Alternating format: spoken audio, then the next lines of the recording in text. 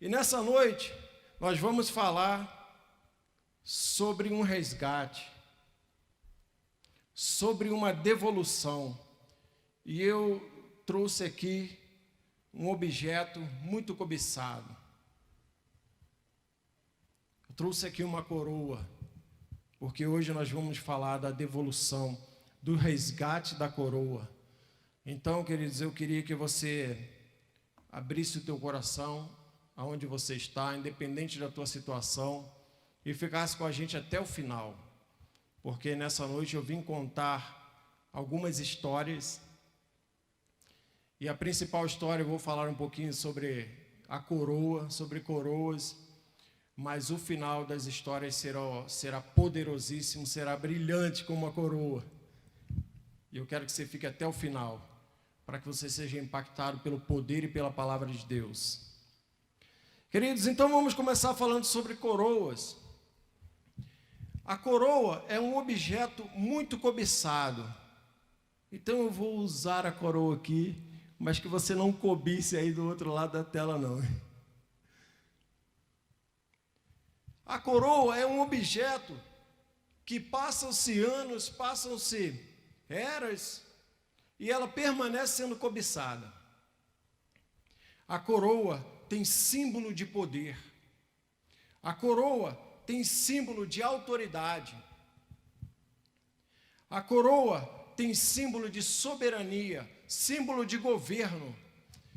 Então, além do valor físico, além do valor material, a coroa é cobiçada por causa que ela denota, ela aponta para a autoridade, ela aponta para governo, ela aponta para poder. Então os homens desejam, os homens cobiçam, e muitos homens deram as suas próprias vidas e a vida de seus familiares para ganhar uma coroa, ou simplesmente para lutar por uma coroa.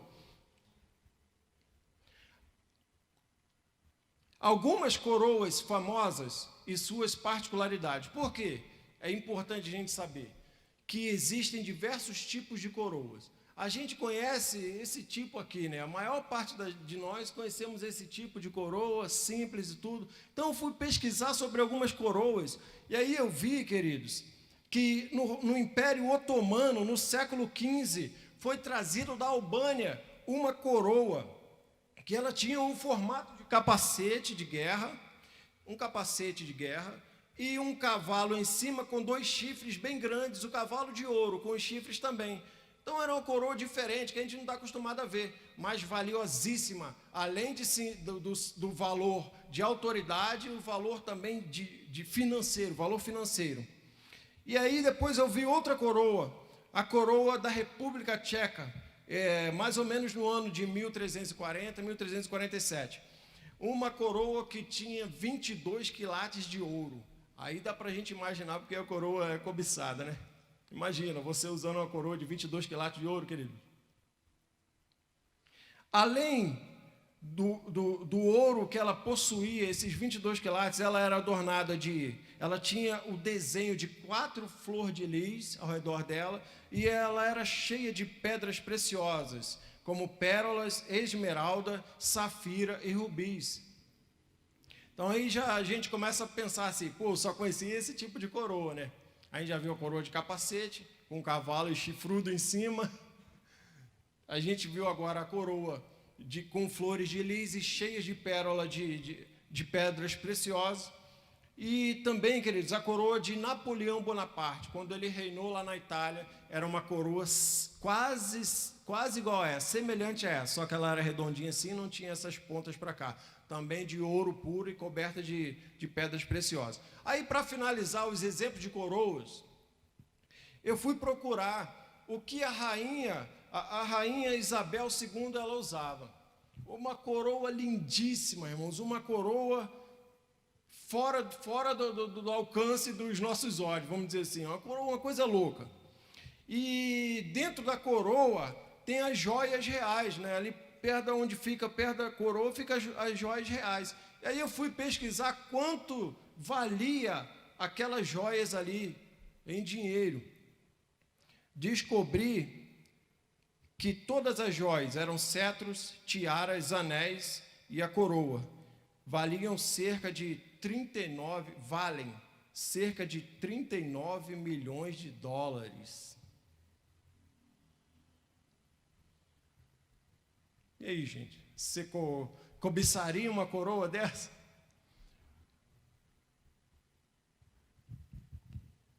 Você desejaria, satisfaria as suas necessidades uma coroa de 22 quilates, cheia de pedras preciosas? Acredito que sim, né? Mas eu quero falar para vocês, diante disso, queridos, alguém que usou uma coroa, que foi a coroa mais valiosa de toda a terra, de todas as épocas, porque ela não era uma coroa visível, mas ela denotava toda a autoridade. Ela não era uma coroa física, mas era uma coroa, e foi a mais valiosa de toda a terra. Em Gênesis 1, versículo 27 ao 30, a Bíblia fala sobre essa coroa. Assim Deus criou o homem à sua imagem, a imagem de Deus o criou, macho e fêmea os criou. Deus os abençoou e lhes disse: frutificai, multiplicai-vos, enchei a terra e sujeitai-a. Dominai sobre os peixes do mar, sobre todas as aves dos céus, e sobre todos os animais que se arrastam sobre a terra.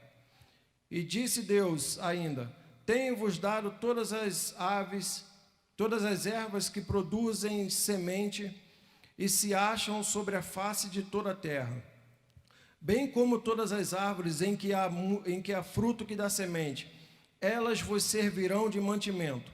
E a todos os animais da terra, a todas as aves dos céus, e a todos os seres viventes que se arrastam sobre a terra, tenho dado todas as ervas verdes como mantimento. E assim foi. Ou seja, queridos, Deus tinha uma coroa na mão dele.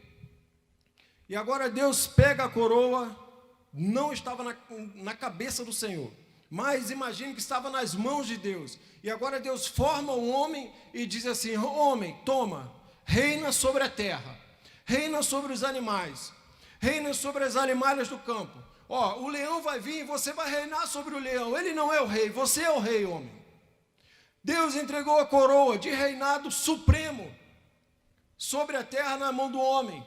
Deus colocou na cabeça do homem: toma a coroa, é tua, Adão, reina juntamente com a tua esposa, juntamente com a tua mulher, reina aí na terra. Todas as coisas são sujeitas e submissas a vocês. Vocês são os reis da terra. Vocês têm a coroa, vocês têm autoridade sobre a terra. Vocês não vão passar por enfermidades. Vocês não vão nem morrer. Essa é uma coroa eterna que Deus estava dando para eles, que Deus tinha dado para eles, uma coroa eterna. Eu dou para vocês a eternidade. E era uma coroa. Por quê, queridos? Porque significava autoridade total, significava governo, significava soberania. Então eu não posso falar que não era uma coroa. Sim, Adão e Eva receberam uma coroa para reinar sobre a terra, queridos. E essa coroa era a coroa mais valiosa de todo o universo, de todos os seres viventes, era a coroa mais valiosa. Denotava realeza, denotava domínio, denotava unidade, denotava plenitude, santidade. Era uma coroa de santidade também. Por quê? Porque eles tinham o DNA de Deus, o DNA divino. Quando Deus soprou sobre o homem do fôlego de vida, ele diz assim, ó: além de você reinar sobre tudo, além de você mandar em tudo, você tem a minha santidade, o meu DNA. Então era uma coroa que denotava a santidade também, a santidade do próprio Deus. Porém, queridos, a gente está contando história, hein? Porém, em Gênesis 3, capítulo 3, diz que tinha alguém que desejava, que cobiçava aquela coroa. E aí, o Satanás vem e possui o animal mais astuto da terra, mais ágil, mais esperto, que era a serpente. A serpente engana Eva E Eva come do fruto, dá a Adão, e Adão não fala nada, simplesmente pega e come. Eu quero que você abra a sua Bíblia, por gentileza, em Lucas 4, versículos 5 e 6, porque a gente vai ver o que aconteceu com a coroa que Adão e Eva tinham, queridos.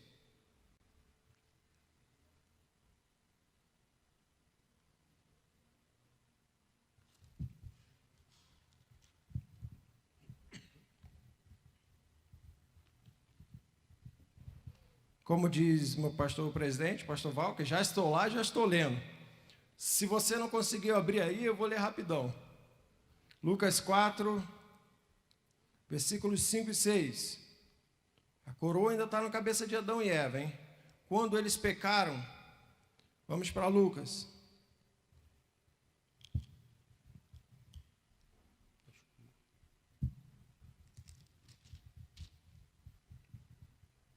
Diz assim: o diabo levou Jesus a um alto monte e mostrou-lhe num instante todos os reinos do mundo.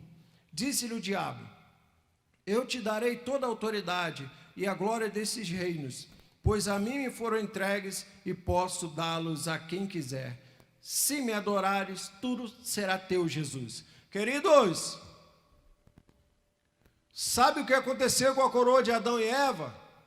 Quando eles pecaram, anos depois, séculos depois, Satanás chega para Jesus, o Rei da Glória, e joga na cara dele: Jesus, lembra aquela coroa lá que vocês deram para Adão e Eva? Eles me entregaram. Quando Adão e Eva pecou, querido, simplesmente eles jogaram a coroa nas mãos do inimigo.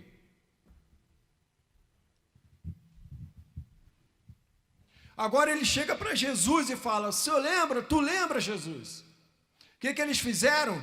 Se prostra e me adore, que eu te dou todo o reino, os reinos aí, a glória, porque me foram entregues, me foram dados. Queridos, quando eles pecaram, eles entregaram a coroa nas mãos de Satanás. Agora o que acontece? O homem morre, o homem fica enfermo, o homem chora de tristezas, o homem sofre. O reinado acabou. Ele reinava sobre o leão. Agora vai fazer um carinho lá na cabeça do leão para você ver o que acontece. Acabou o reinado. E Satanás fala que o reinado agora é dele. Me foi entregue. Ele falou para Jesus: me foi entregue. É meu, o reinado é meu, a coroa é minha. Olha só, queridos.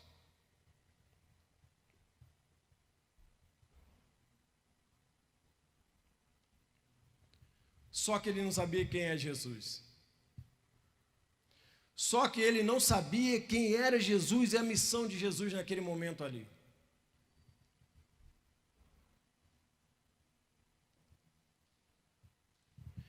Quando Jesus estava na terra, queridos, alguns flashes assim, alguns versículos eu vou falar bem rapidamente, para a gente entender a missão de Jesus na terra aqui. Uma das missões de Jesus.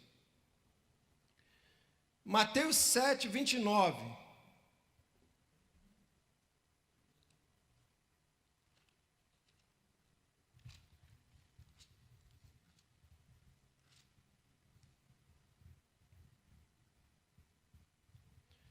Mateus 7, 29 diz: porque ele as ensinava como quem tem autoridade, não como os mestres da lei. Jesus estava ensinando a palavra, ensinando as escrituras, ensinando sobre o reino de Deus. E aí, num determinado momento, a multidão que o ouvia disse isso: poxa, esse Jesus aí, esse rei aí, talvez seja um rei tal, esse daí, ensina como quem tem autoridade, ele ensina diferente.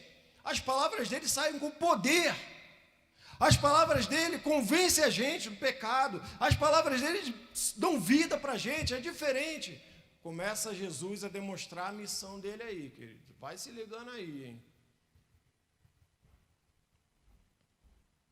Mateus 8, 23 ao 27. Essa eu vou contar a história. Os discípulos estavam no barco. E o mar começou a ficar revolto, tempestade, e eles desesperados: vamos morrer, Jesus, acorda, vamos morrer. Acordaram Jesus, homens de pequena fé, repreendeu o mar, repreendeu o vento e tudo se tornou normal. Queridos, mas o que chama atenção nesse texto é que eles falaram assim, ó, quem é esse? Quem é esse que tem autoridade? Quem é esse que o mar obedece? Quem é esse que o vento obedece? Olha Jesus aí mostrando para que ele veio, queridos. Fala como quem tem autoridade, o mar, o vento, a natureza obedece. E agora chega no capítulo 11, versículo 4 de Mateus, do 4 ao 6, diz o seguinte, que João Batista, quando João Batista estava preso,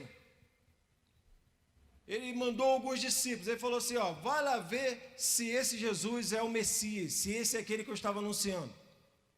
E aí, eles chegaram, és tu o Messias e tal, o nosso mestre João mandou perguntar e tal, e aí Jesus falou assim, ó, Mateus 11, versículo 4 e 5, ide e anunciai a João as coisas que ouvides e veis.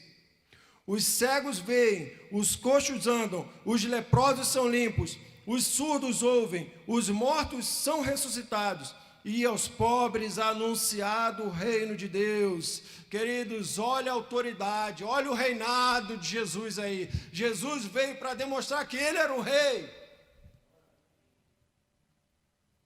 Satanás se enganou, falando, me foi entregue, o reinado me foi entregue. Jesus algumas vezes falou assim, ó, para os discípulos, ei, o meu reino não é desse mundo, o meu reino está dentro de vocês.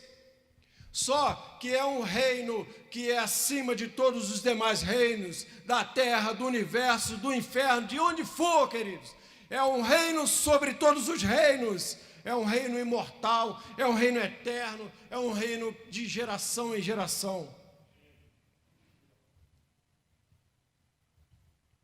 Aí teve um cara que eu amo de paixão na Bíblia, chamado apóstolo Paulo. Em 1 Coríntios 15, 45 a 47, Paulo começa a descrever e fazer uma analogia entre Jesus e Adão.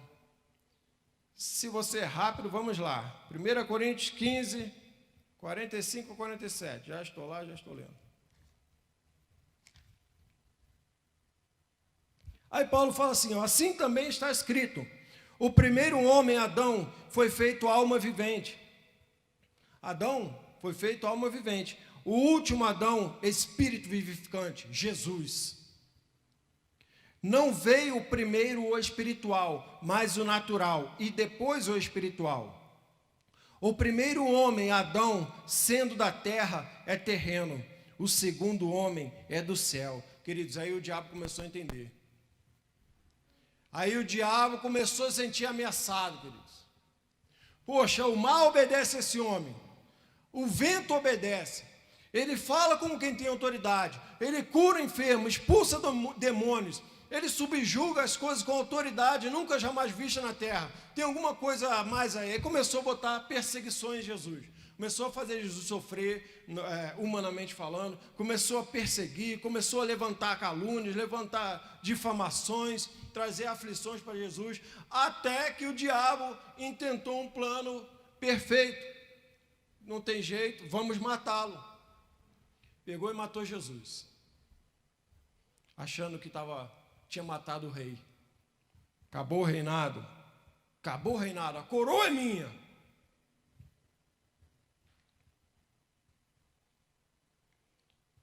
O diabo deve ter falado assim, matamos a ameaça.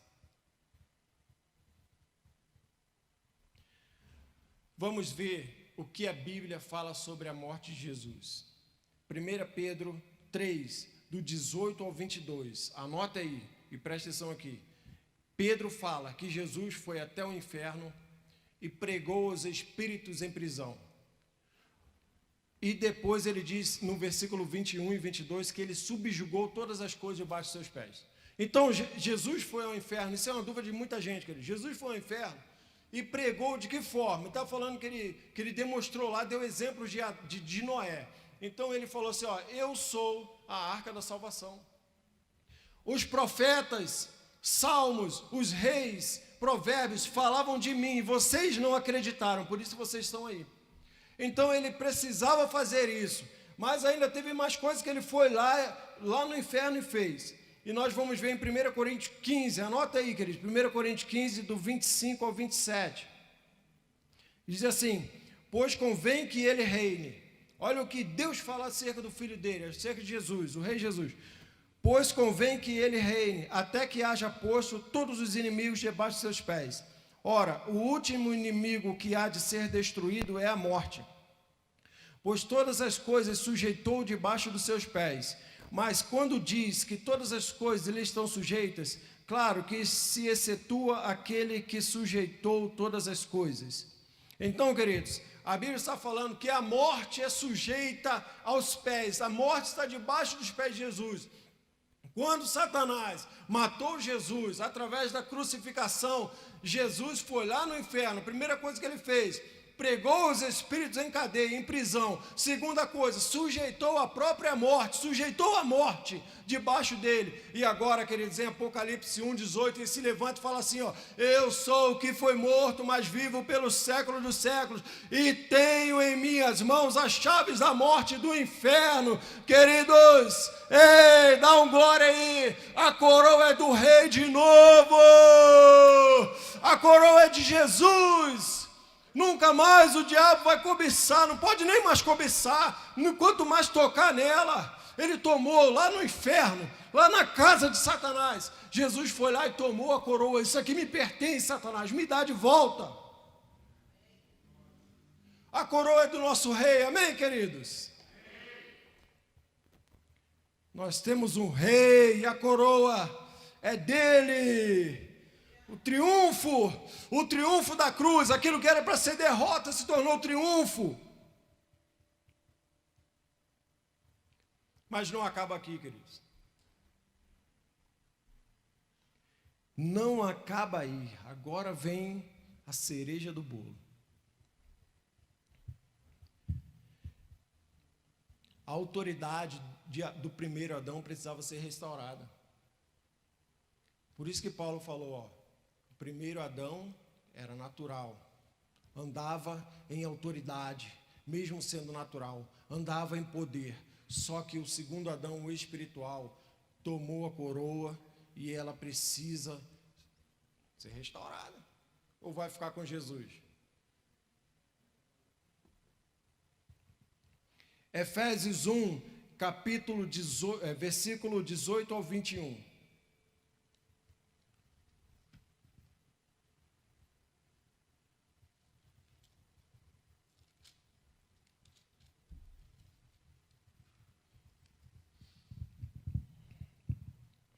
Efésios 1, 18 diz assim: oro também para que sejam iluminados os olhos do vosso entendimento, para que saibais qual seja a esperança para a qual ele vos chamou, e quais as riquezas da glória da sua herança nos santos, e qual a suprema grandeza do seu poder para conosco, os que cremos, segundo o poder que em nós opera, que manifestou em Cristo, ressuscitando-o dentre os mortos, e fazendo sentar à direita nos céus. Presta atenção nesses versículos agora, queridos. A Bíblia está dizendo que Deus ressuscitou Jesus e fez ele assentar à sua direita nos céus. Olha o versículo 21, que diz que Jesus, a coroa, está em Jesus, ele está reinando. 21, acima de todo principado, ou autoridade, poder, domínio, e todo nome que se nomeia, não só nesse século, mas também no vindouro. Deus sujeitou todas as coisas debaixo dos seus pés. Todas as coisas estão sujeitas debaixo dos pés de Jesus. E diz assim: e sobre todas as coisas o constituiu cabeça da igreja. Dá uma segurada no versículo 21, 22. Mais uma vez, para mostrar, esfregar na cara de Satanás que ele perdeu. A Bíblia diz assim, ó: Deus sujeitou todas as coisas, todas as coisas estão sujeitas aos pés de Jesus. Tudo está sujeito, ele tem um reinado total, completo. Ninguém mais tem autoridade ou poder para tocar na coroa de Jesus. Ele fala, principados, potestades, autoridades, nada e ninguém, todas as coisas estão sujeitas ao reinado do Senhor Jesus. O versículo 23 3, queridos, diz assim: que é o seu corpo, a plenitude daquele que enche tudo em todos. Aí que está, queridos. A cereja do bolo aí agora. Jesus reina, Jesus reina. Tem um diácono lá na igreja séria que fala: Jesus reina na hora da ceia, né? Jesus reina, soberano, queridos, soberano. Mas agora a Bíblia está falando aí em Efésios que ele sujeitou todas as coisas debaixo da onde? Qual parte do corpo? Debaixo dos seus pés. Aí ele fala que o entregou à igreja, porque a igreja é o corpo, nós somos os pés, os membros inferiores, membros superiores. Queridos, Jesus devolveu a coroa para o homem através da igreja. Ele devolveu a coroa para todo aquele que crê nele. Queridos, recebe aí a coroa de autoridade na tua vida. Recebe a coroa de soberania para reinar. Ela é nossa, ela é da igreja. Ela é nossa. Jesus devolveu aquele que era, o que é e que há de vir. Devolveu para a nossa vida a coroa, irmãos. Agora ela é do homem. Agora ele é de todo aquele que se aproxima a Deus através de Jesus. Por isso Jesus falou em Marcos 16, versículo 15 e 16, falou assim, ó: ide por todo mundo, pregai o evangelho, batizai, fazei discípulos. Aí no versículo 17 e 18 diz assim, ó: em meu nome, no nome daquele que reina, vocês vão reinar. Usa o meu nome para expulsar demônios. Usa o meu nome para curar enfermos. Usa o meu nome para as portas se abrirem do emprego. Usa o meu nome para o coronavírus fugir e ir para o inferno de volta. Usa o meu nome, usa o meu nome. Pegarão as serpentes e mal nenhum vos fará. Se beberes alguma coisa mortífera, nenhum dano fará a vocês, porque agora a coroa é nossa. Nós precisamos, queridos, tomar essa autoridade e reinar sobre a terra, assim como Adão reinou. Reina sobre as enfermidades dentro da tua casa, dentro dos teus conhecidos. Reina sobre o desemprego, reina sobre a miséria, reina sobre as aflições, reina sobre as tristezas. Pega a coroa e usa a coroa, que ela foi roubada uma vez. Jesus trouxe de volta e deu para nós, entregou na tua mão, na minha mão, queridos. Se a gente ficar só com ela sem usar, vai ser só um adorno, um enfeite. Ele deu para a gente sujeitar. A Bíblia está dizendo aí em Efésios: e sujeitou todas as coisas debaixo dos vossos pés, a igreja. Então está sujeito debaixo dos nossos pés, irmãos. O que acontece é que nós precisamos usar a autoridade no nome de Jesus. O que acontece é que nós precisamos saber quem nós somos em Jesus. E Apocalipse diz que nós somos reis e sacerdotes. Ele nos fez reis. Reis é para reinar, ó. Rei tem coroa, é para reinar. Para finalizar, irmãos,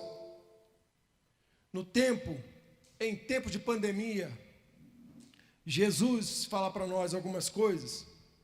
Em tempo de quarentena, em tempo de medo, em tempo de depressão, em tempo de doenças, em tempo de sofrimentos, em tempo de lágrimas, em tempo de mortes, em tempo de tragédias, em tempo de síndrome do pânico, Jesus está dizendo: ei, meu corpo, acorde, reina. Ei, meu corpo, use a autoridade que eu já te dei. Use a autoridade que eu paguei um alto preço para tomar de volta e te entregar o resgate da coroa.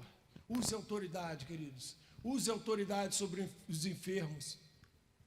Use a autoridade no nome de Jesus, da palavra do Senhor. Reine sobre a terra. E Ele vos fez reis e sacerdotes. Nós somos reis, queridos. Nós não somos qualquer um, não. Nós não somos capacho de Satanás. Nós não somos cavalo do diabo, como nas religiões chamam as pessoas. Não, nós somos reis, porque nós reinamos através da autoridade que nos foi concedida no nome de Jesus. Então reine, e que reine a paz no teu lar, que reine a saúde divina no teu lar, que reine a bonança em tempos de crise, em tempo de aflição. mas você tem que se levantar e reinar. Se levante nessa noite e reine, em nome do Senhor Jesus.